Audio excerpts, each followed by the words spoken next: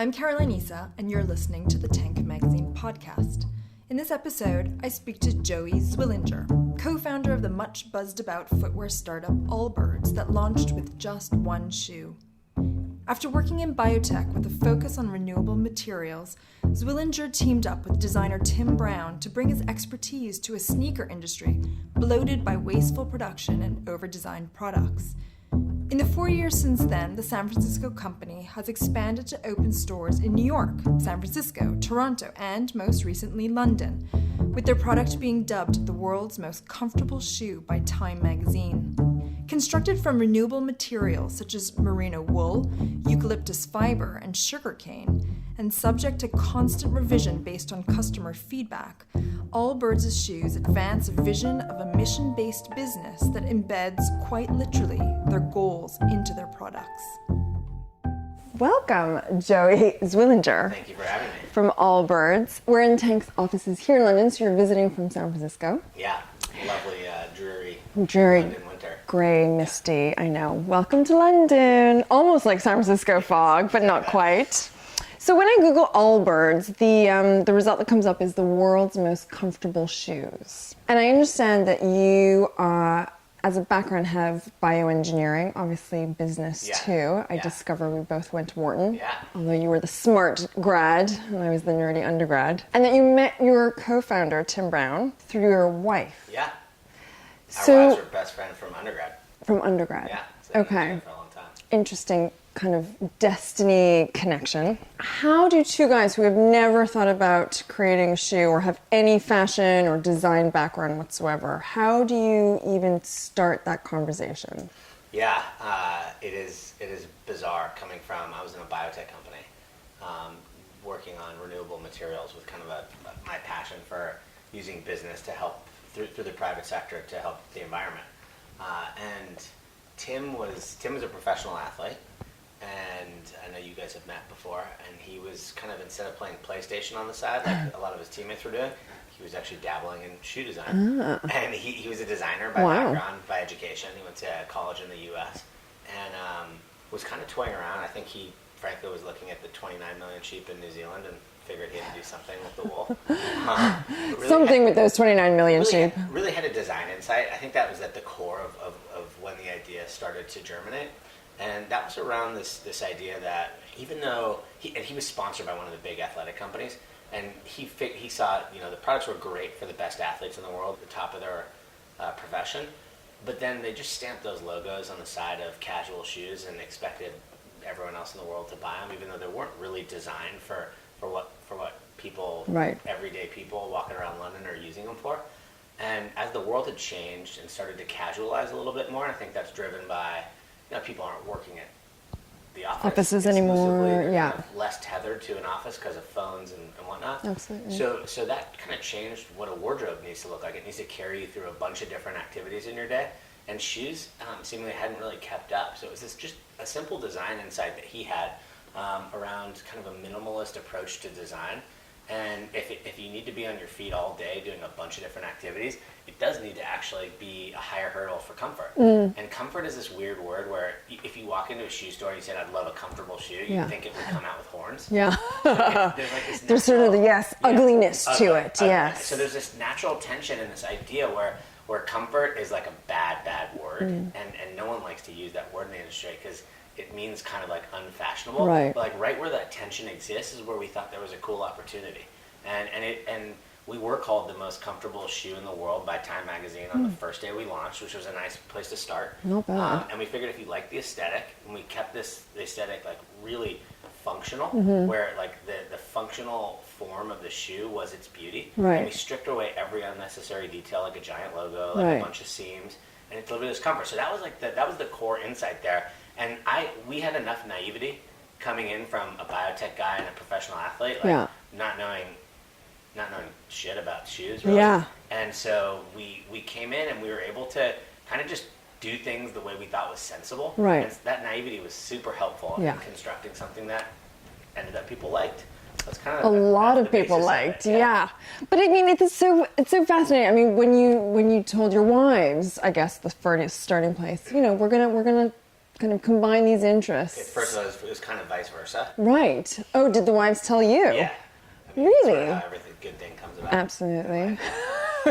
That's what we like to think anyway. How interesting. And so were you kind of then all of a sudden, okay, we're actually launching this shoe together, and you launched with one shoe? Yeah.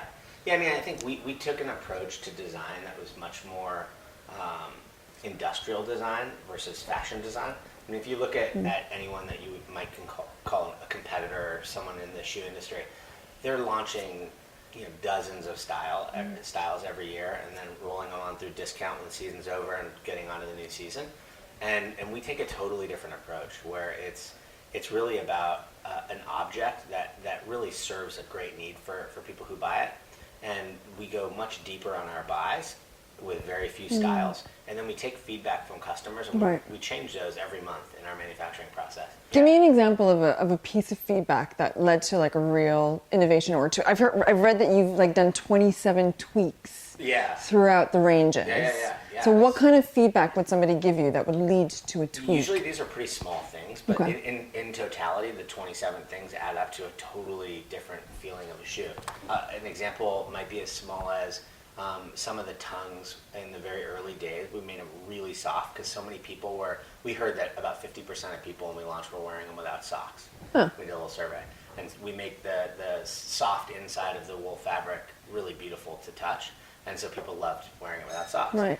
And then we found that like the tongues, because we made them so soft, were rolling a little bit at the edges and creating a little bit of discomfort. So then we kind of found this scrap material in the process and doubled the back on the tongue and then flattened it out and gave it a little more structure. And that's like a great example of like one little change. Right. And then there's some things that are maybe a little less customer driven. Things like we changed out the laces at one point, and we really wanted to find a way to take recycled polyester instead of virgin plastic. Right. And this was something that was really important to us, and we kind of struggled for a bit, but then a few months after we launched, and we'll never suggest that we're perfect, we're always trying to improve, and this is one of those areas we really wanted to get better, and so we finally found a way to take a full plastic bottle and make that into a pair of laces. So then even though it's a significant increase in cost, but something that was super important to our mission. So we did that. So that's one of the 27. So those are just a couple examples. And I read somewhere that even despite the increase in cost of that shoelace, you were all, including your CFO, in agreement with that decision because it related directly to this incredibly clear and focused mission that you had around the business. And so, I mean, can you tell us a little bit about, in reality, how do you get everybody on the same page to be that clear, that focused, so that you know exactly what you're saying yes and no to? Yeah. I mean, that's a really good description of how things have happened. And I think we try to be really intentional about all these decisions. We did, when we were 3 months old, this is in June of 2016, so it's so long ago, 2.5 years ago, we sat down as the 10 people that were at the company. And we wrote down and we agreed upon a set of values that we thought made us great and a mission for the company, which we call Better Things in a Better Way. And then we also wrote a 3-page vision.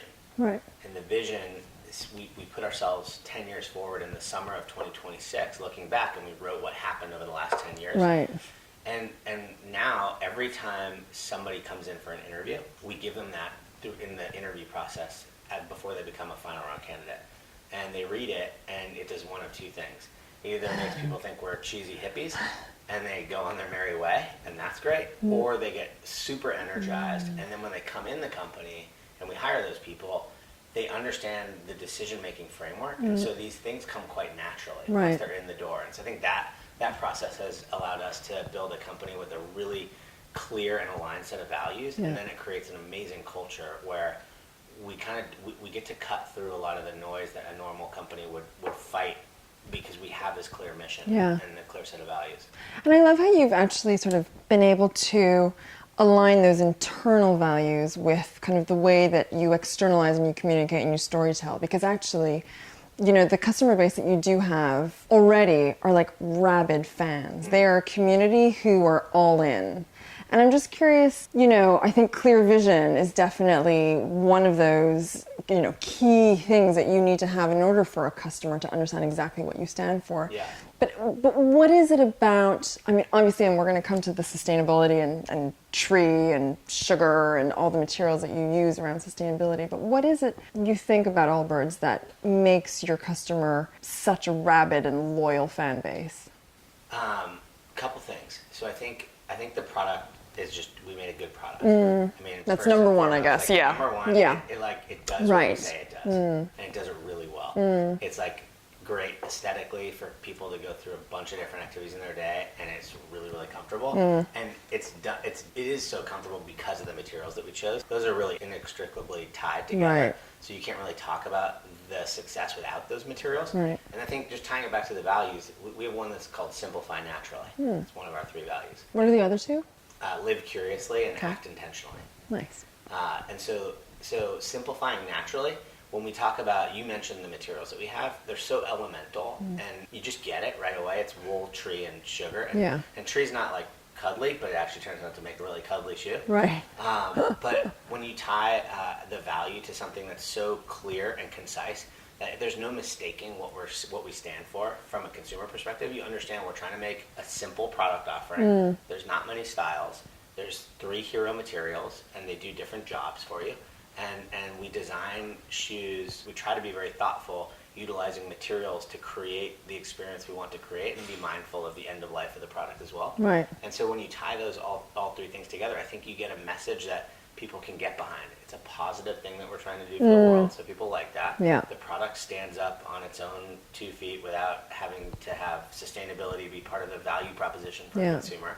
It's kind of the way we get there, not the actual thing that makes the product great. Both those kind of make the product Right. great. It's not the sales proposition. Yes.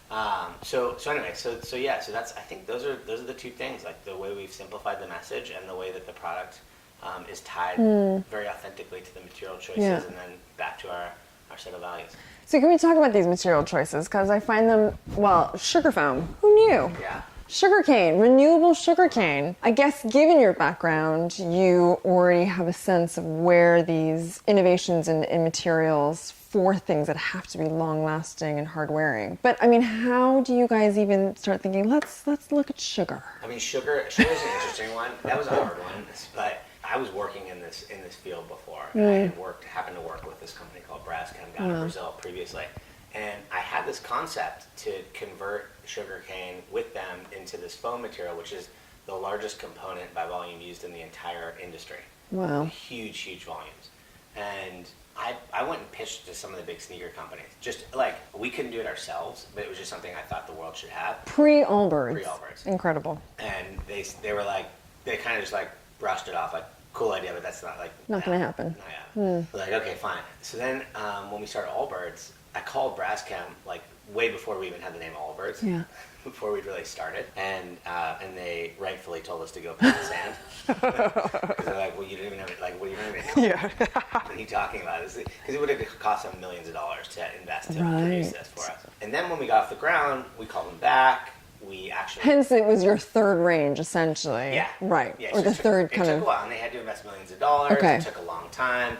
But you had proof of concept with tree. Yeah. And wood. So we had some success. Yeah. Exactly. Yeah. Wool and tree. And then we had a track record, and we said to them, we're like, first of all, we think this is an amazing material. We can make it more comfortable, and we think it turned out to be a carbon negative material, so it sucks more carbon out of the atmosphere than it takes to produce. And we then said, we'll also share it with everybody. So you can get a great big business out of it, and we just want to make sure that we can bring it to market, and then we're happy to open source this. And that's both altruistic and pragmatic. I mean, the altruism is great for the world. Pragmatic is that the more people who buy it, the lower the cost. Better than everybody. Yeah, exactly. Smart. So we're kind of like unabashed about that point, because it's a great model for how we hope lots of materials are produced. Yeah. It's like a win-win, so why not? I mean, you mentioned the word naivete before around sort of, both of you starting, even approaching manufacturers without even having a brand name, all that kind of stuff. I mean, how do you, in starting a business and starting a brand, how do you deal with all the no's? I mean, you do have to have insanely thick skin. And I think I've just had so many no's over my life that I'm kind of used to it. Right. Like I've done jobs where I was cold calling. Right. I've been in the service industry. Okay. That's good training. I mean, Yeah. people are tough. Yeah. But if you have conviction on an idea and you have a crystal clear message, we had one thing we were trying to do, and we said no to everything else. Like the 99 things that came our way, we said no to. All the advice we got, we said no. Yeah. We're standing on this conviction. If it's wrong, fine, it's wrong. Yeah. But if it's right, we think this is a great way to do it. Yeah. And so I think that clarity of message and that conviction around that did help, like, convince a couple people to take a chance on us. Right. And we found some amazing people to take a chance. I mean, the manufacturing example is an amazing one where we took some money from investors when we just had a little prototype and a piece of paper and 2 guys and a dog and a dream. And In that order? Yeah, exactly. Okay. And then the next day we found out our factory was not going to work.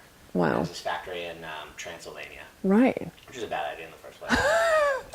Anyway. You can only try. So we just scrambled and networked, and we found another one in Europe, another one in the U.S., and one in Korea. And we sent sample packs and tech packs out to everyone, and we just kind of set up this kind of competition between them. And we just found these people through our network, just through scrambling, like the classic entrepreneurial scramble. Yeah. And the guy we found to do it in Korea was just head and shoulders above everybody else.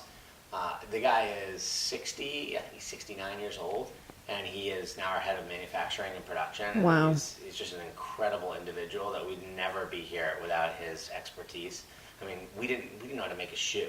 And this guy is like a shoe dog as deep as they come. Yeah. And so it's just, that kind of thing is you get to catch some lucky breaks. Yeah. And it's like, try to make your own luck and work really hard. And we just kept scrambling and fought through a bunch of different no's and bunch of people saying, you can't do it that way. And we're like, that makes no sense. We're just going to go ahead and do it that way because it makes sense.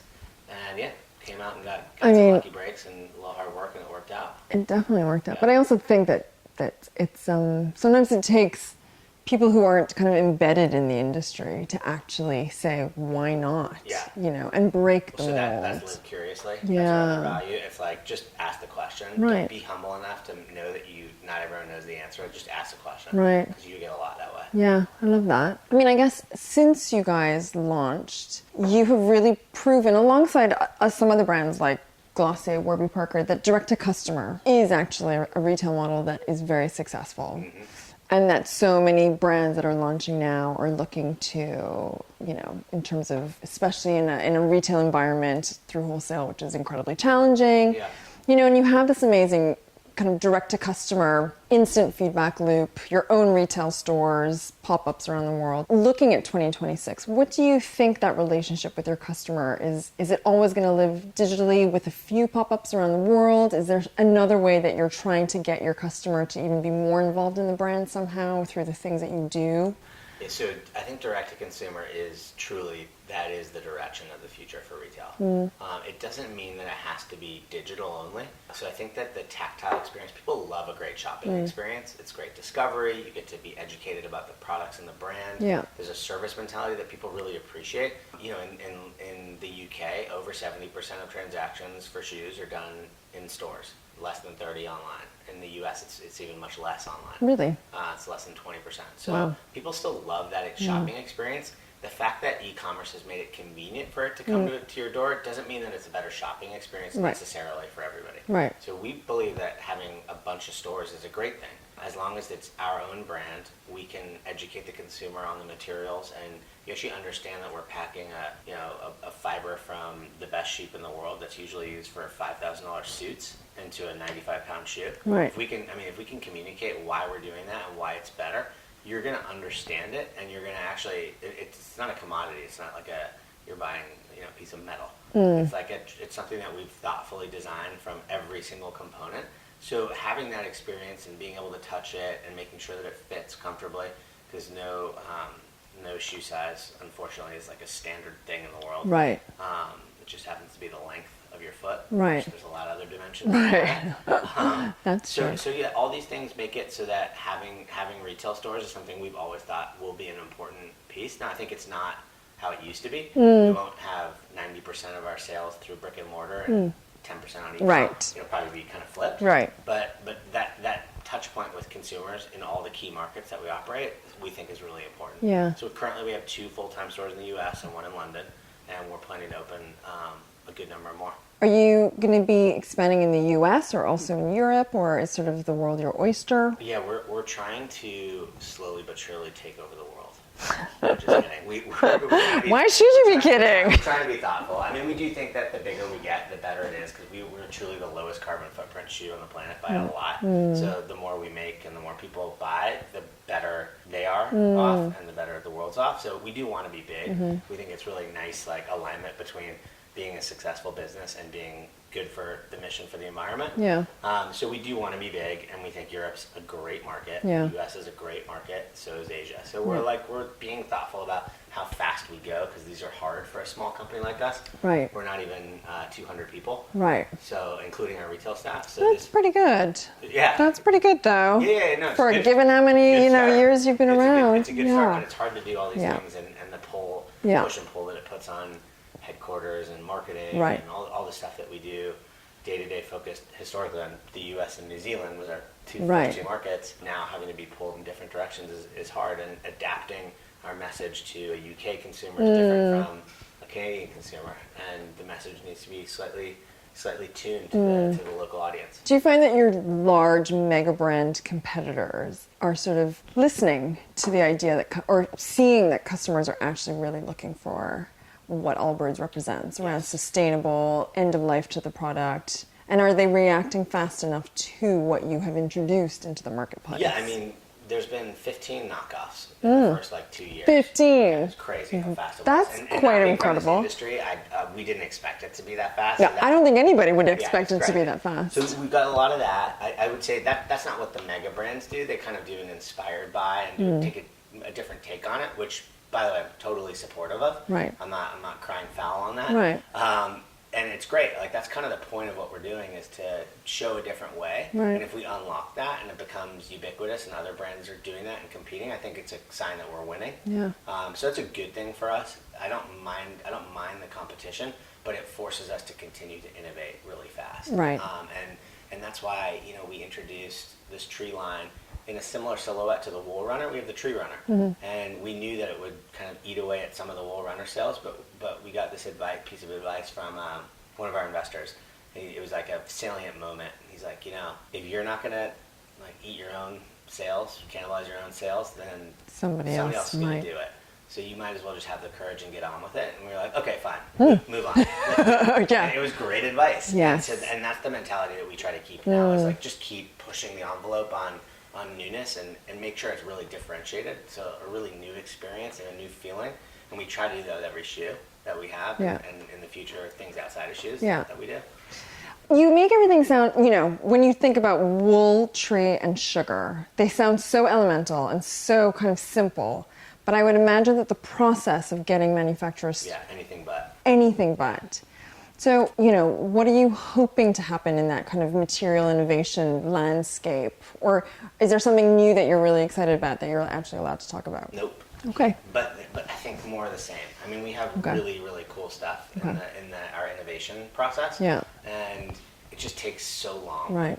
I mean, the sugar one took us 3 years. Right. The tree one took us 2 years. Right. The wool one took years before Allbirds existed, when he was kind of in early iteration. So these things are not, it's not like changing a few lines of code on a website. Yeah. This is like real molecules that need to stand up to the challenges of footwear, which is like one of the toughest.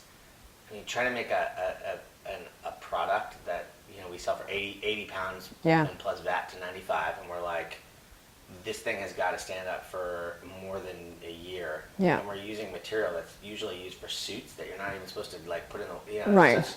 It's puddles, London puddles, so there's tons of challenges that we need to overcome in the development process for each of these shoes, and each of these products that we're making.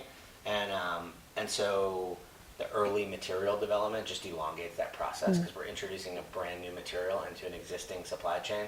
Everyone, it's like organ rejection sometimes. Right. You got to work through it, and a lot of challenges. So it takes a while, but we think we've got some exciting things coming. Have other brands taken up the sugar foam as... Yeah. That's great. Yeah, I mean, it's so new that I haven't seen anything commercial yet. Okay. But we got dozens of calls within the first couple weeks from all the big brands: apparel, footwear, it's even automotive. That's incredible. Yeah, it's awesome. That is amazing. Yeah, Phil. So that's like that's probably my proudest moment. Wow. In the company. Wow. It was really, really cool experience. That is. Yeah. Last question. What advice would you give to would-be entrepreneurs who are looking to start up their own mission-based businesses? Ooh, okay. A purpose-driven business, I think it's great to do that, and it pays back in so many ways. Like if we weren't really passionate about our purpose as a company, no way could we like recruit great people. Like because we're standing there convincing people to join up for this thing, and if you don't really believe in that, that's a little charlatanism. So, Yes. So you want to that's great, but I think the most important thing is to find a way to really weave it directly into what you do as a business. And so when we were raising our first round of outside investor money, we'd often get this question like, hey, so are you going to do 1% to like some charity that like attaches to your mission? And we're like, no, you don't get it. Everything is about our mission. Right. Like every material that we choose is better for the environment, and we put it right in our product. So it is our company. And I think that like the fact that we've been able to weave our purpose or knit it in our case directly into the product has been the biggest unlock for us. And I think it speaks the authenticity of our purpose in a way that consumers just get it. And so it's not like you have to do some add-on, like kind of gimmicky marketing thing. Like, Right. There's lots of ways you could do that. Buy one, give one, add a % of profit, like whatever. Like those feel to me less deeply intertwined into the actual business. Right. And so I think would be my biggest piece of advice, and I think it will come through in the product. Right. And the consumers will love it much more as a result. So literally embedding that mission into your If you're product. making products, I think the products have to speak to your purpose. Yeah, amazing. Thank you for joining us, Thanks for having us. It was Joey. fun. To hear more podcasts from Tank Magazine, be sure to subscribe on iTunes and follow us on SoundCloud. The theme music for this podcast is taken from Waiting Games by Kate Simcoe and the London Electronic Orchestra.